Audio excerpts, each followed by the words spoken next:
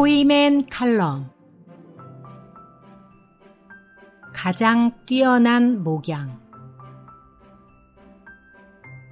오늘은 가장 뛰어난 상호 목양에 대해서 알아보려고 합니다.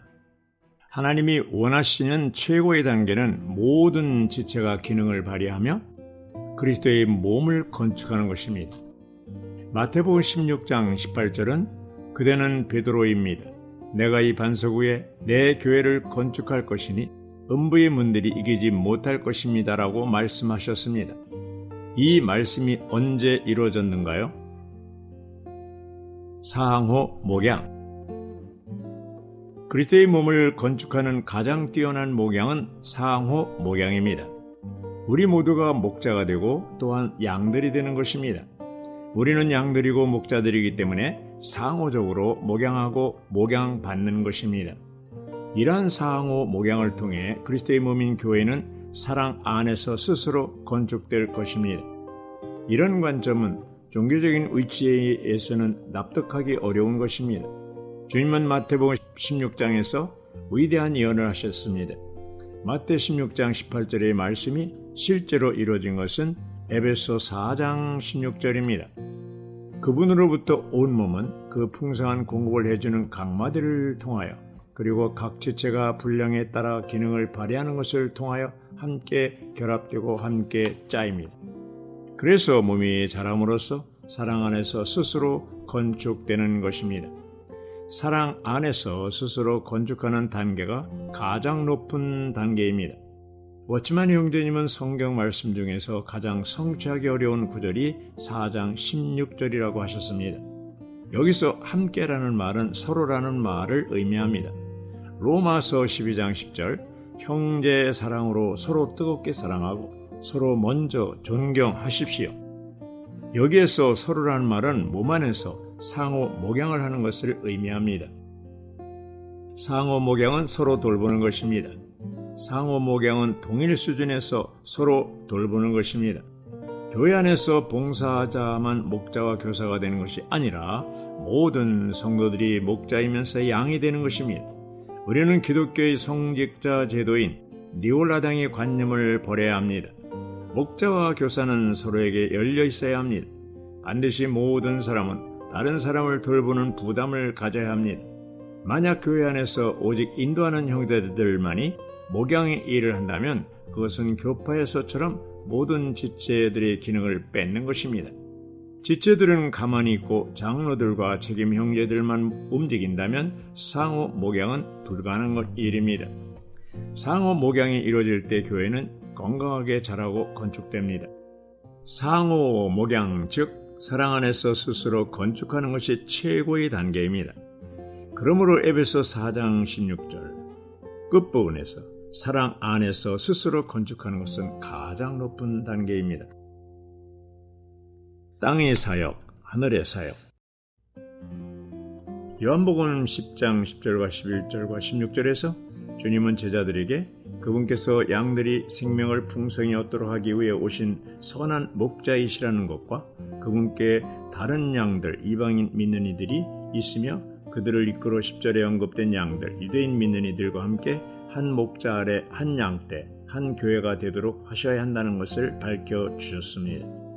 첫째로 주님의 목양은 그분이 땅에서의 사역 안에 있었습니다. 주님은 이스라엘 백성을 그들의 지도자들에게 시달리는 양으로 여기셨습니다. 그들은 목 잡는 양같이 내버려졌습니다. 하나님의 선민인 목자이신 주님은 기도하셨고 하나님은 그분께 보내심을 받은 분에게 12사도를 세워 하나님의 양들을 돌보게 하라고 말씀하셨습니다. 둘째로 주님의 목양은 그분이 하늘에서의 사역 안에 있는데 이것은 그리스도의 몸으로 귀결되는 하나님의 교회를 돌보기 위한 것입니다. 그분은 땅에 계실 때 목양하고 계셨고 부활하셔서 승천하신 후에도 여전히 목양하고 계십니다. 주님은 부활하신 후부터 승천하시기 전까지 40일간 그분의 제자들과 함께 이 땅에 머무셨습니다. 주님은 베드로 일행이 고기 잡으러 갔을 때 거기에 먼저 가 계셨고 조방까지 준비하셨습니다.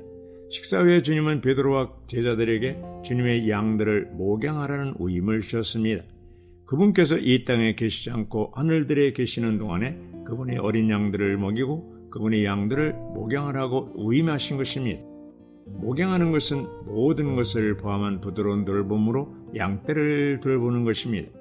이것은 사도의 사역을 그리스도의 하늘에서의 사역과 합병하여 그리스도의 몸으로 귀결되는 교회인 하나님의 양떼를 돌보게 하기 위한 것입니다.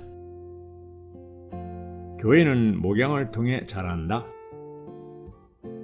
우리는 반드시 다른 사람들에게 생명을 공급하는 것을 배워야 합니다. 그렇게 하려면 우리 자신에게 반드시 생명이 있어야 합니다. 그럴 때 우리는 다른 이들에게 생명을 공급하는 법을 알게 될 것입니다. 사실 우리에게 생명이 있다면 다른 사람들에게 의도적으로 생명을 공급하려고 할 필요가 없습니다. 이미 그들에게 생명이 있기 때문입니다. 우리가 다른 사람들을 돌보려고 방문할 때 합당한 원칙은 그들에게 생명을 공급하는 것입니다. 우리는 다른 이들과 함께 기도해야 하고 그들이 기도하도록 도와야 합니다. 우리는 그들이 주님을 신뢰하고 모든 일에서 주님을 의지하도록 도와야 합니다. 이를 위해 우리는 기도의 영과 분위기를 가져가서 다른 이들이 기도의 생활 안으로 들어가도록 도와야 합니다. 우리 자신이 기도의 생활을 하는 사람이 아니라면 다른 이들을 이런 종류의 사람으로 세울 수 없을 것입니다. 우리 자신이 앞장서야 합니다. 우리는 새로 구원받거나 회복된 사람이 즉시 합당한 상태를 가질 것으로 기대하지 마십시오. 약한 이를 거듭해서 접촉하는 데에는 인내가 요구될 것입니다. 이렇게 끊임없이 인내하며 접촉할 때 사람들은 목양을 받을 것입니다. 그렇게 하는 데에는 시간이 필요합니다. 교회는 목양을 통해 자랍니다. 우리가 새로 이들을 돌보는 목양이 없이 복음 전파만 한다면 새로 구원받은 사람 중 많은 이들이 떨어져 나갈 것입니다. 이것은 복음을 전하고자 하는 우리의 갈망을 해치고 손상할 것입니다. 많은 사람이 우리가 매우 많은 사람을 주님께 이끌었지만 지금 그들 대부분이 여기에 없습니다라고 말할 것입니다. 우리는 자녀를 잃은 가족과 같을 것입니다. 그러므로 우리에게는 자녀를 합당하게 양육하기 위해 합당한 목양이 필요합니다. 혼의 목자. 베드로전서 2장 25절 여러분이 전에는 길 잃은 양처럼 방황하였으나 이제는 여러분의 혼의 목자이시며 감독이신 분께로 돌아왔습니다. 그리스도는 나무에 달려 죽으신 우리의 구속자이셨습니다. 이제 그리스도는 우리 안에 있는 부활 생명 안에서 우리의 혼의 목자와 감독이십니다. 그러므로 그리스도는 우리가 그분의 고난을 본으로 삼아 그분의 발자취를 따를 수 있도록 우리를 인도하시고 우리에게 생명을 공급하실 수 있습니다. 혼은 우리의 내적 존재이며 참된 인격입니다. 우리 혼의 목자와 감독이신 우리 주님은 우리의 혼의 유익을 돌보시고 우리의 내적 존재의 상태를 감독하심으로 우리를 목양하십니다. 목자는 양떼의 물질적인 필요를 돌보며 우리의 목자이신 그리스도는 우리 혼의 필요를 돌보십니다. 그분은 우리의 내적 존재인 혼의 목자이십니다. 우리 모두에게는 영이 있으며 영은 우리의 내적 기관입니다. 그러나 우리 존재는 혼입니다. 그러므로 그리스도는 주로 우리의 혼을 보살핌으로써 우리를 목양하십니다. 그분은 우리의 생각과 감정과 의지를 보살피십니다. 우리의 참된 문제는 혼 안에 있습니다. 우리의 생각과 감정과 의지 모두에 문제가 있습니다. 믿지 않는 이들은 혼 안에서 방황하는 이들이며 그들에게는 그들을 보살펴줄 목자가 없습니다. 그러나 우리의 상황은 우리의 혼을 보살피시는 목자께서 계시다는 점에서 그들과 다릅니다. 우리 안에 주님의 생명이 있을 뿐 아니라 우리에게는 또한 우리의 목자이신 주님께서 계십니다. 지금 그분은 우리의 혼 안에서 우리를 목양하십니다. 주님의 위로는 어디에 있습니까? 우리의 영 안에 있습니까? 아니면 우리의 혼 안에 있습니까? 만일 여러분이 그분의 위로가 영 안에 있다고 말한다면 여러분의 대답은 성경에 부합하지 않습니다. 시험을 통해 베드로는 그리스도께서 우리 혼의 목자이시라고 말하기를 배웠습니다. 그러므로 베드로전서 2장 25절에서 베드로는 그리스도께서 우리의 영이나 우리의 몸의 목자이시라고 말하지 않고 분명하게 그리스도께서 우리의 혼의 목자이시라고 말합니다. 고난을 당하는 것이 우리의 혼이기 때문에 주님의 목양이 필요한 것도 우리의 혼입니다. 이러한 보살핌을 필요로 하는 것은 우리의 몸이 아니며 또한 대개 우리의 영도 아닙니다. 목자이신 주님을 필요로 하는 것은 생각과 감정과 의지로 이루어진 우리의 혼입니다. 베드로는 주님의 이러한 위임에 매우 깊은 인상을 받아 그의 첫 번째 서신에서 믿는 이들에게 그들이 전에는 길을 잃은 양과 같았지만 이제는 그들의 혼의 목자이며 감독이신 분께로 돌아왔다고 말하였습니다. 그리스도께서 그분의 양떼를 목양하실 때 이 목양은 외적인 것들만 아니라 그들의 내적 존재, 곧 그들의 혼을 돌보는 것을 포함합니다. 그리스도는 우리의 내적 존재의 유익을 돌보시고 우리의 참된 인격인 우리 혼의 상태를 감독하심으로써 우리를 목양하십니다. 베드로는 장로들에게 그들 가운데 있는 하나님의 양떼를 목양하라고 권합니다. 이렇게 목양한다면 목자양께서 나타나실 때 신실한 장로들은 시들지 않는 영광의 면류관을 받을 것입니다. 베드로의 말은 그리스도의 하늘에서의 사역이 주로 그리스도의 몸으로 귀결되는 하나님의 양떼, 곧 하나님의 교회를 목양하는 것임을 가리킵니다. 하나님을 따라 목양하십시오. 베드로전서 5장 2절. 여러분 가운데 있는 하나님의 양떼를 목양하십시오. 하나님을 따라 감독하되 억지로 하지 말고 자원해서 하며. 하나님의 양떼를 목양하는 것은 그리스도께서 고난받으신 것처럼 그리스도의 몸을 위하여 고난받을 것을 요구합니다. 양떼는 돌봄과 보호와 올바른 방향으로 이끄는 인도가 필요합니다.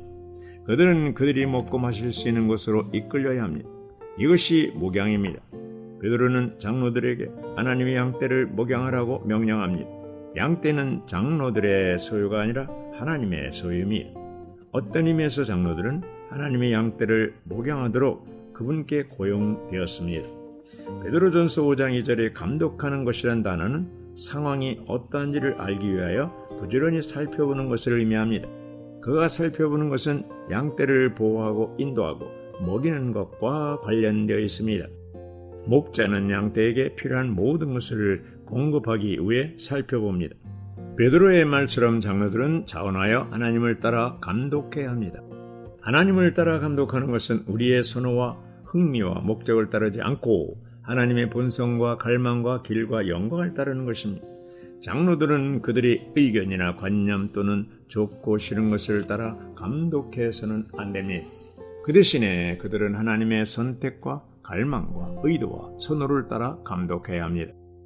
장로들은 전적으로 하나님의 생각과 느낌과 의지와 선택을 따라 교회를 감독해야 합니다. 그들은 반드시 하나님께서 좋아하시는 것과 싫어하시는 것을 따라 감독해야 합니다. 베드로전서 5장 2절에서 베드로는 장로들에게 비열한 수단으로 이익을 얻으려고 하지 말고 정성을 다하여 살펴보라고 주의를 줍니다. 이것은 장로들이 장로 직분을 돈을 버는 수단으로 사용해서는 안 된다는 뜻입니다. 그들은 자신의 자녀들을 정성을 다해 돌보는 부모와 같이 정성을 다해 살펴보아야 합니다. 베드로는 그의 첫 번째 서신에서 그리스도께서 우리의 내적 존재와 실제 인격인 우리 혼의 목자와 감독이시라고 말했습니다. 그런 다음 베드로전서 5장 1절과 2절에서 그는 장로들에게 그들의 의무가 하나님을 따라 하나님의 양떼를 목양하는 것이라고 말했습니다. 하나님을 따라라는 말은 우리가 하나님을 산다는 것을 의미합니다. 우리는 반드시 하나님을 소유해야 합니다. 우리의 이해와 신학과 가르침 안에 하나님이 있다 할지라도 사람들을 목양할 때 우리는 하나님을 살지 않을 수 있습니다. 하나님을 따라 목양하는 것은 하나님의 존재의 속성을 따라 목양하는 것입니다. 하나님은 사랑이시고 빛이시며 거룩함이고 의이십니다. 하나님을 따라는 최소한 하나님의 이 네 가지 속성을 따르는 것입니다. 우리는 이 네 가지 속성을 따라 어리고 약하고 뒤로 물러난 이들을 목양해야 합니다. 그러면 우리는 좋은 목자가 될 것입니다. 목양이 없다면 우리가 다른 이들에게 생명을 공급할 길이 없습니다.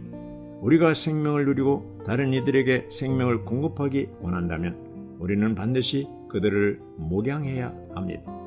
생명을 공급하는 참된 길은 사람들을 방문하여 접촉함으로써 목양하는 것입니다.